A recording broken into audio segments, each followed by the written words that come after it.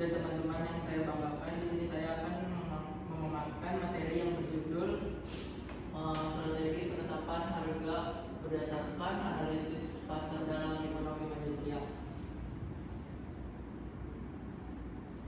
Di sini strategi harga yang tepat sangat mempengaruhi kesuksesan sebuah bisnis, baik dari segi profit maupun daya saing di pasar.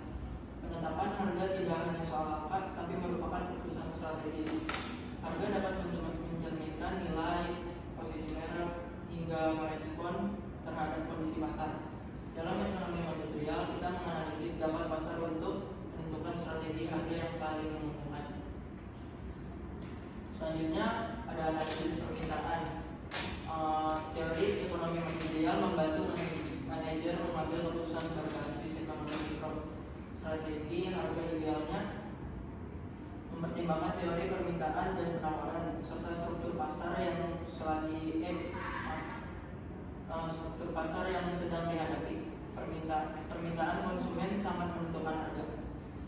Ketika permintaan elastis, konsumen sangat sensitif terhadap perubahan harga.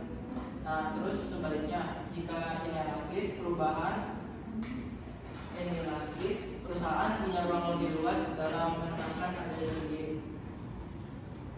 Selanjutnya, struktur pasar dan pengaruhnya. Struktur pasar menentukan kekuatan tawar-menawar sebuah perusahaan dalam menetapkan harga. Misalnya dalam monopoli, perusahaan bebas menentukan harga, tapi dalam pasar persaingan sempurna harga ditentukan oleh pasar. Selanjutnya ada pendekatan penetapan harga dan strategi harga populer. Ada 4 pendekatan utama, yaitu berbasis permintaan, biaya, pesaing, dan nilai. Idealnya perusahaan mengombinasikan semuanya agar harga yang ditetapkan sesuai dengan nilai, produk, daya beli konsumsi. Dan beberapa strategi biasa digunakan tergantung kondisi. Selanjutnya, faktor penentuan harga. Selain faktor internal seperti biaya, faktor eksternal seperti pesaing dan tren konsumen juga mengaruhi penetapan harga. Oleh karena itu, perusahaan perlu melakukan analisis menyeluruh sebelum menetapkan harga. Selanjutnya yaitu studi kasus dan analisis SWOT.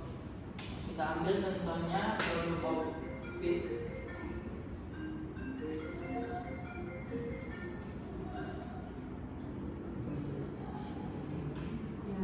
Itu paling pojok bukan. Selanjutnya studi kasus dan SWOT dan analisis SWOT. Kita ambil contohnya produk kopi botolan yang ditunjukkan untuk mahasiswa. Karena target pasar sensitif terhadap harga, strategi promotion dipilih agar mudah masuk pasar dan membangun loyalitas pelanggan. Analisis SWOT memberi gambaran kekuatan dan kelemahan. Kekuatan dia.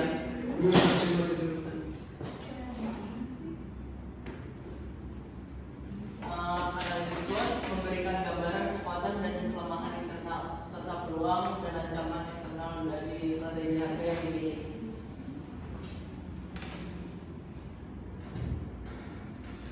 Cukup. Ada yang bertanya? Saya buka sesi tanya jawab. Boleh.